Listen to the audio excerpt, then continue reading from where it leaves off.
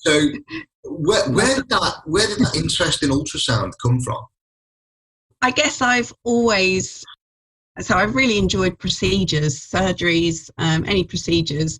But at the beginning of my career, I remember in my first practice, someone else was sent on the ultrasound course, and the ultrasound machine you're kind of put off using it really, because you're told how expensive it was, what would happen if you dropped a probe, and someone else had permission because they'd been on a course, and it was always someone else's job at the beginning, and I might have in emergency picked it up to diagnose a PIO, but you know, having not used it on a daily basis, I was pretty scared of the ultrasound machine initially.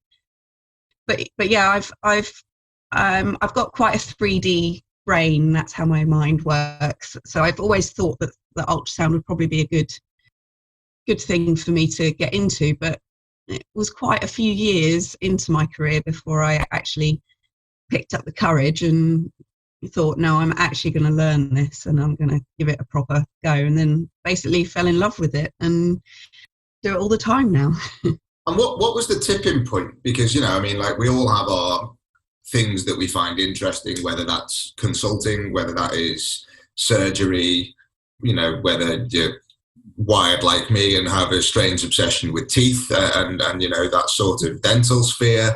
You know, there's things that I dare say in this modern day that we can't be a master of all trades. You know, we deal with that much on a daily basis that it's great to be a jack of all trades, but I dare say, you know, you physically can't be that master.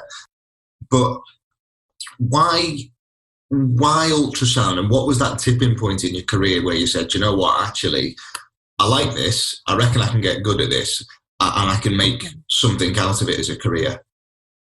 Yeah, so I guess I had a couple of cases that just could have benefited from ultrasound, emergency work. So one that I remember was a splenic torsion that unfortunately didn't make it, but where I kind of in hindsight thought, if I'd put a probe on there, maybe I'd have got there earlier. And so that kind of was a big case in my head. And then another case where I remember I was on a night shift and the day team had sort of diagnosed this case as a gastroenteritis, vomiting dog. And I just felt that the heart sounded a bit muffled, and I picked up the courage to actually put the probe on, and it was a pericardial effusion.